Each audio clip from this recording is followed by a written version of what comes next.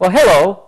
Welcome to Wisdom and Knowledge. I'm your host, Dr. Terry Warren, and we have a very exciting show today. I have two guests with me. I have Charles Espadino, right?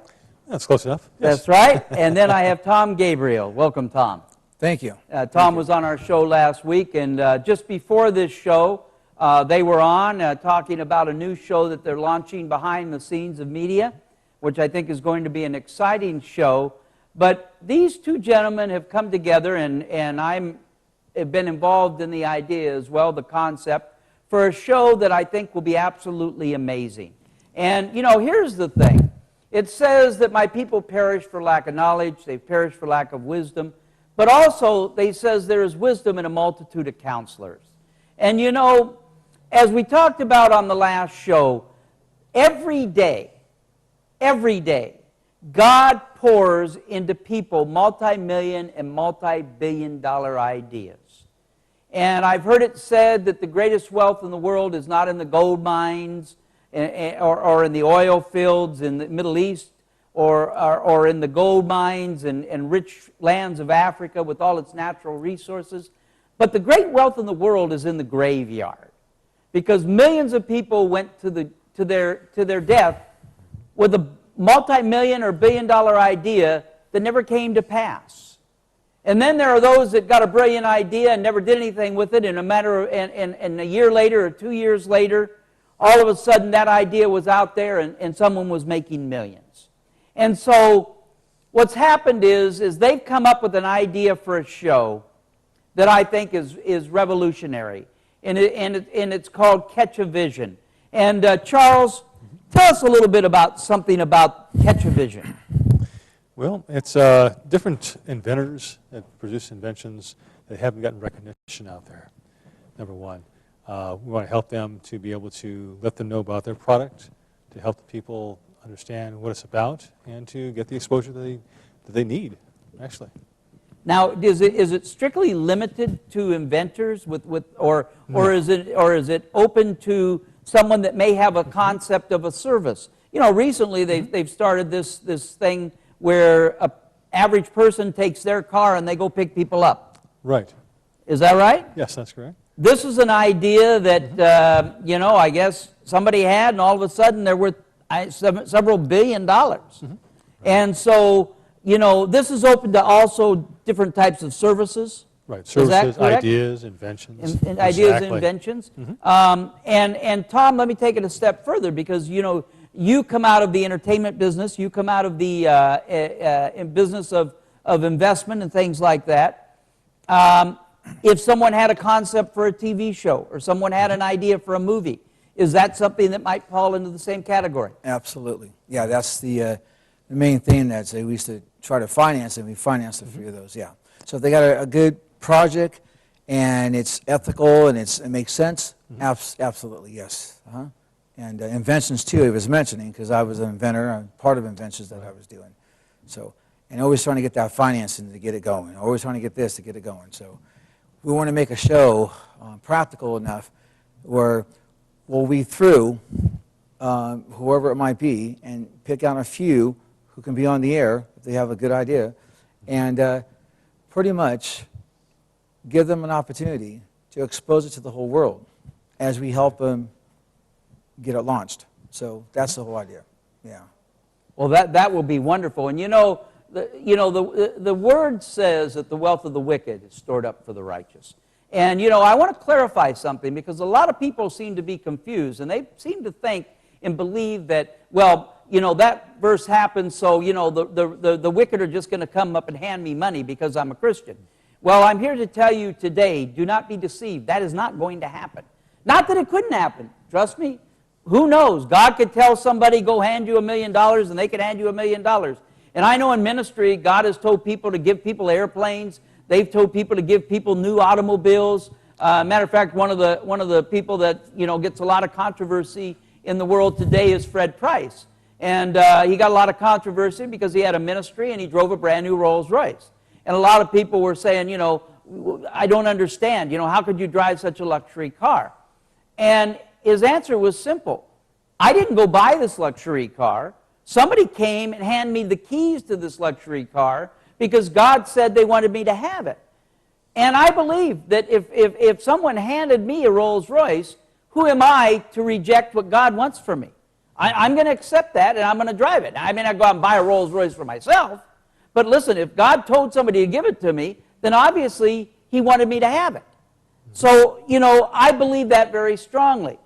But the other thing is, and this is very, very important, is when you launch a business, or you launch an idea, or you launch a concept, there are many aspects of that concept. There's the infrastructure that's involved, the accounting that's involved, the marketing of the product that's involved. I mean, there's an old saying, you can have the greatest product in the world, but if nobody knows it's out there, it doesn't mean anything. Charles, let's talk a little bit about, because what I believe you're going to do is not only are you going to provide a vehicle by which their product or their service or whatever they have can get exposure, but you're also going to help bring to the table the infrastructure, the things that would support that. Tell us about that. Right, such as being part of their business. We need to help them to be able to be promoting and to just be getting their ideas out there and being part of them, being their vehicle as well. One of the things that I noticed that when the dot-com era came upon us and people were making millions in the dot-com things, people would, throw up a dot-com and people would run and put tons and tons of money into it, what people didn't realize is those people took that money and wasted it foolishly on things that were not necessary because they didn't have good leadership guiding them and directing them. And I think, one of the reasons that most businesses fail is because they don't have the right infrastructure. And so one of the things I believe that we'll bring to it, is of course the financial aspect, okay? And then there is the structure of the business. And again, even things such as, should it be a LLC? Should it be a C Corp? Should it be an S Corp? Should it be, there are different types of businesses that are more appropriate depending on the type of business you launch. Tom, you've had a lot of experience with that. Add a little, give us some insight on infrastructure with regarding to a business. Absolutely. Yeah, when you start, if you have a project or even a movie or whatever, it's all a separate S Corp or it could be the LLC, preferably an S Corp. But what it does, it separates that particular entity. I say entity, it could be an invention, it could be a show, it could be a product. It separates that particular entity to bring in revenue, and it separates that from you. So if you can sell it off, you can, if something happens to it, it don't affect your personal finances, whatever. It's less of a risk. And that's something we do in our company too, is we do strategic business planning, and we help other businesses grow by bringing in additional streams of income, but also mainly we teach them how to do different things. We take care of the whole staff really by motivating them and teach them how to pick up the phone and answer the phone, even the clerical people who work for them. Right. And so, but that is important there. I don't want to get off track to what you're asking the question, but no, exactly. The structure of what we do, especially the PR work. The PR work is something you do, and that's something that it's a no-brainer. So once we get the product going, it's a win-win situation for everybody. But well, I want to add to that because, it's really important. I made a statement earlier, you can have the greatest product in the world, and if nobody knows it's there, it won't mean anything. And you need to understand that in today's world, I mean, when companies like Procter & Gamble or Johnson & Johnson or Coca-Cola or any of these big companies launch a product, the average company, by the way, in case you don't know, spends $15 to $25 million. $15 to $25 million to create an awareness that product is there. In other words, there's a reason why you walk into Ralph's or you walk into Stater Brothers or you walk into 7-Eleven and you purchase something. It's because you've been watching television or listening to the radio or looking at an ad that tells you to go there.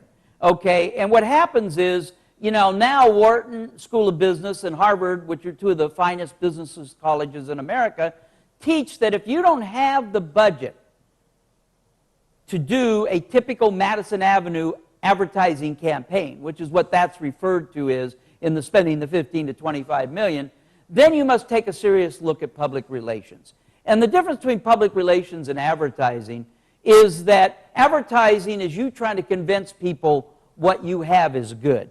Like when you watch a television commercial and McDonald's comes on and they tell you how great their hamburger is, or Nike comes on and says just do it, or whatever the case may be. They branded that product, but it's them branding the product, saying what they have is wonderful. And what public relations is using third-party influence. So in other words, as you know, Oprah was probably one of the most renowned shows, most visited shows, most watched shows in the history of television. And if a person had a book or they had a product they come out with, I mean, people that are famous today like Dr. Oz and others that are out there, Dr. Phil, they all became famous because of Oprah, okay? And what happens is with third-party influence is that basically what you're doing is you're using media to say what you have is good. So it's what's called third-party influence. So in helping these companies get launched, helping them start, helping them branch out to do what they're, to fulfill their vision.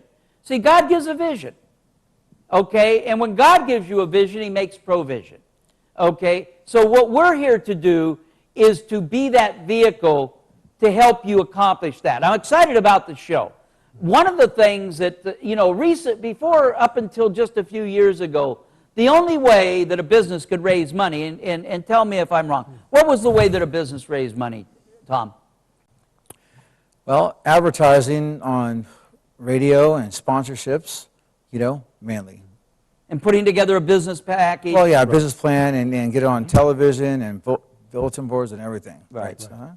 But today they have these news sources out there which are called crowdfunding, and they're ways that people participate in your business.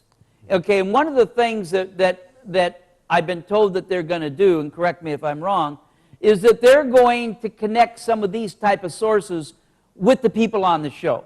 So let's say that a person comes on this show and they've got a new idea for a way, for example, a pet product or a way to save fuel.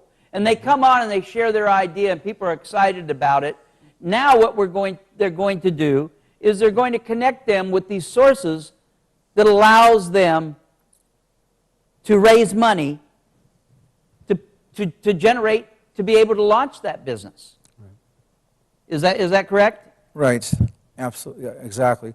And that's the better way to do it, because there is a back office, but like I said, when you try to get a product and you take it to try to get funding for it, people have so many opinions. If we like it and God says, hey, let's go with this, let's raise the money and let's see what God can do and let's launch it off. So that's a lot better way to do it. Exactly. Don't got to wait for nobody else's permission. Just do it. Well, there's a very popular show out there that is on television. It's called Shark Tank. Right. And Shark Tank is a TV show that has been developed where people come on, they share their ideas, and you have a group of people that, if they decide they like that they will agree to give them the money for it. And the biggest struggle and the biggest hassle actually for these people has been the amount of equity position that these people want to take in their company. Some of them want to take as much as 80% of their company, some 70% of their company, some 50% of their company. Which kind of goes back to the typical type of venture capital. Mm-hmm. Are you familiar with venture capital, Tom? Yes. Uh-huh. Venture capital is something where a group of people come in and they give them the money to get their business going, but they take a position in that company, okay? And it's usually a very large position. What we're looking to do is we don't want to see the person that God gave an idea to end up having to give his idea away and not end up with any of it. I mean, Charles, don't you feel it's important that if you have an idea and God has given you an idea, that you are able to take that product to the marketplace, but not have to give all, to wind up with 2 or 3% of what you created? Sure, your idea, exactly. It's just like a song, it's the same thing. I mean, you have an artist do a collaboration and with somebody else, usually a 50-50 split. Or it just depends upon, in this percentage, what the business would be as far as being a part of it. And you, Tom? Yeah, we hear all the time back in the days in doing the financing, the gouging that's out there. Well, it's my money. Well, yeah, but it's your money, but it's our idea. So if it's their idea coming in, basically, we don't have to gouge them. And, so yeah, exactly right. We interviewed people just last week that had good ideas on shows, and, they say, I'm willing to give up 40%. But I said, well, no, if we end up helping the ounce, we won't need that much, but we will be a part of it in other ways, and make sure you get what you deserve, so, yeah. Definitely. Yeah, and like I said earlier, the reason that Dr. Oz is who he is, and the reason, I shouldn't say that literally, but I mean the reason he is at the recognition that he's gotten, the reason Dr. Phil has got the recognition that he's gotten, is basically because he was on Oprah. And there used to be a saying, if Oprah says it, people will buy it. And it's true. There was an author came on with a book, and then nobody had ever heard of the book. Nobody really ever heard of the author, but Oprah was excited about it. Interviewed the author, talked about the book, and next day they were one of the best-selling books. Right. And right. so our idea is for so many years, and I don't know why this is, but for so many years the Christian community has not looked at business, and business is an integral part of ministry. I mean, because let's face it, if God allowed many people to become millionaires through business, there would be no lack in the church today. If the people were, the bottom line is if God blesses you, you should at least bring back 10% to the church. Right. Now, there are many examples out there, and one of the stories that I was always impressed with was the story of J.C. Penney. J.C. Penney is a story of a man, and we all here in America know of J.C. Penney's. J.C. Penney was a man who had made a commitment to God. And he said to God this, God, if you will bless me, I will give you 90% and I will live off of 10. And he said, God, all I want is to make $1 a day on this store and then ultimately have 1,000 stores. And he made a covenant with God. He made a covenant with God. And you see, you're under a covenant right now with God. You're under the Abrahamic covenant that says your seed is to be blessed. You are to be blessed. Okay? And the reason that most people aren't blessed is because of their ignorance. Okay? Because if they were truly doing what God said they should do, they would be blessed. But what happened with J.C. Penney's is, as we know, he ended up with far more than 1,000 stores.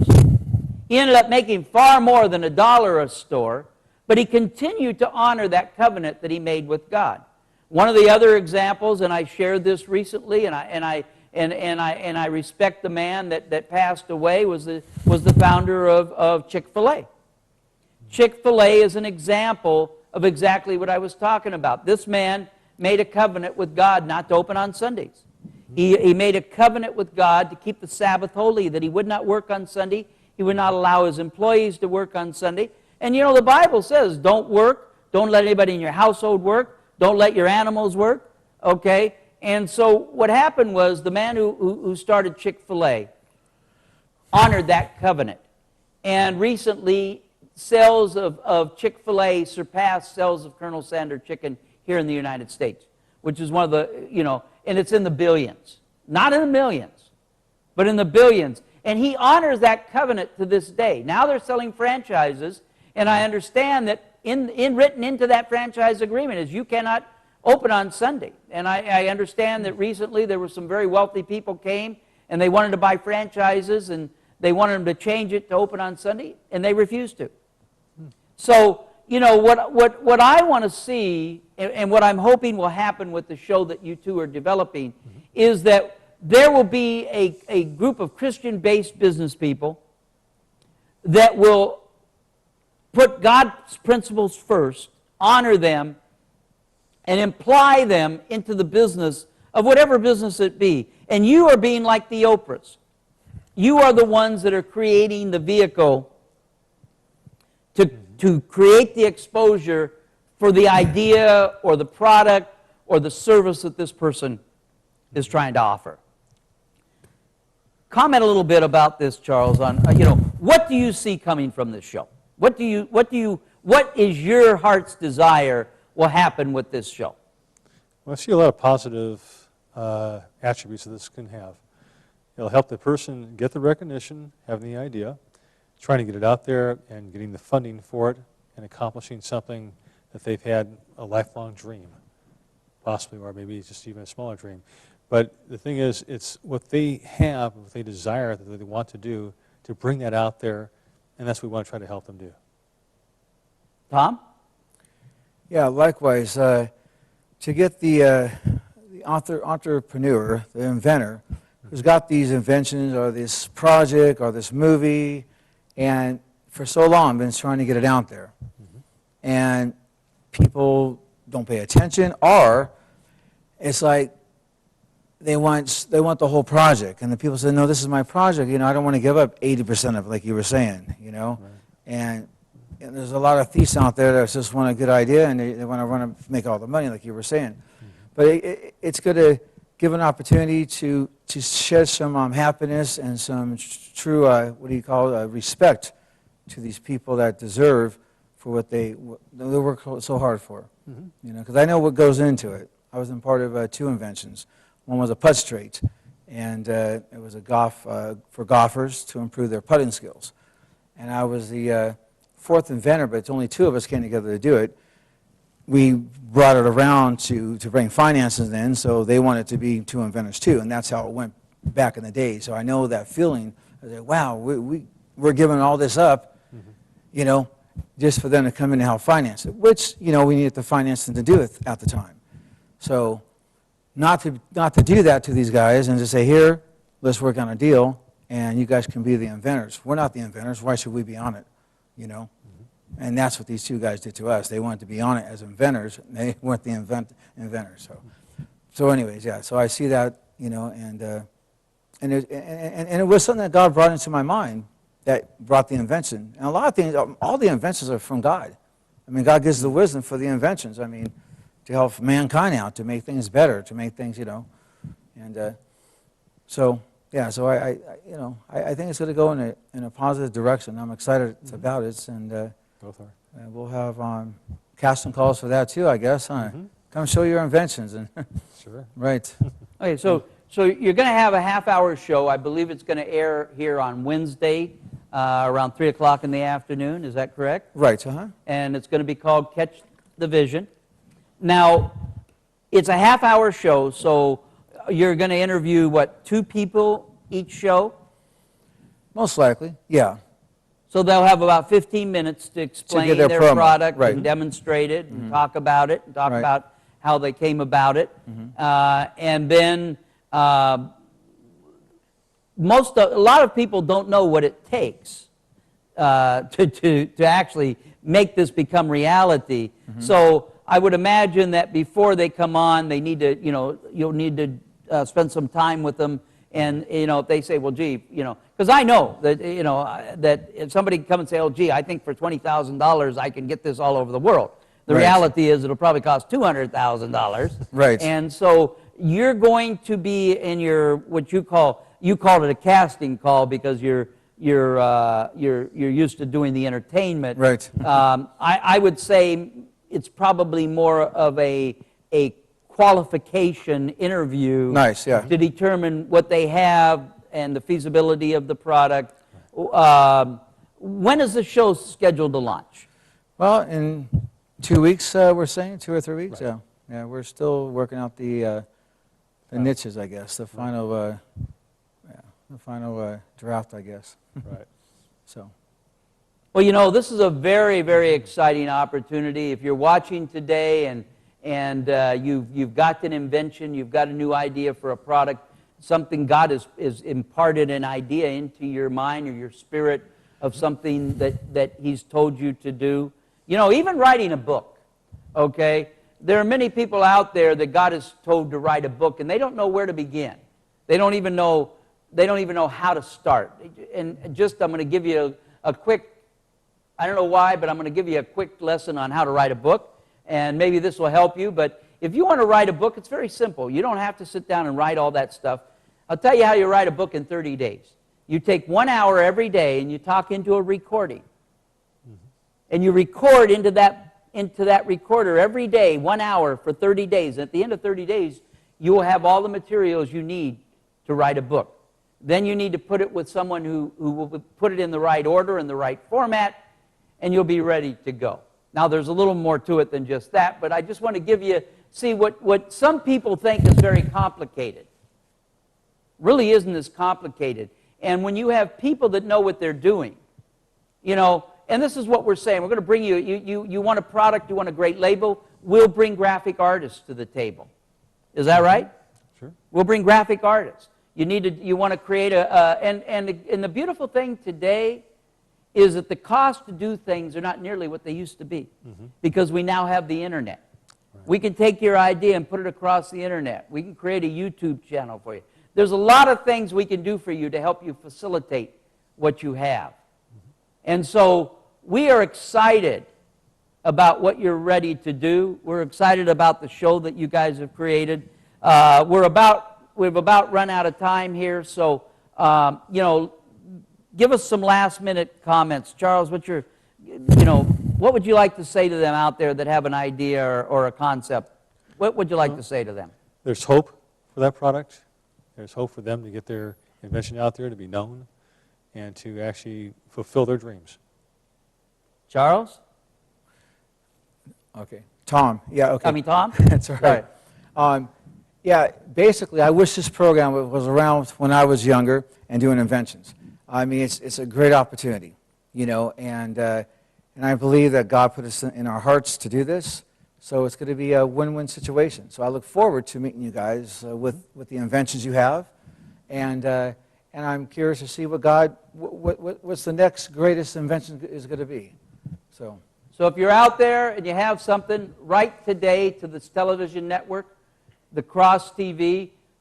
Tell them you're interested in being part of the television show, Catch a Vision.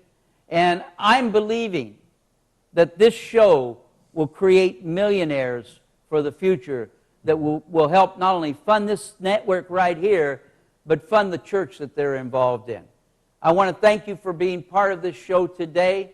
Again, the show is called Wisdom and Knowledge. And again, knowing these things is wisdom. And giving you the opportunity to take this and be successful with it is knowledge. So thank you for coming. Thank you for tuning in. We show this show every day, every week at Monday at 4 o'clock California time. And we look forward to seeing you next Monday. Next Monday we have an incredible doctor coming on from Egypt that's going to talk, a medical doctor that's going to talk about how to prepare during this time of the flu and how to make sure that you can help from getting the flu and other things that are going around. Thank you, be blessed, and you have a wonderful day.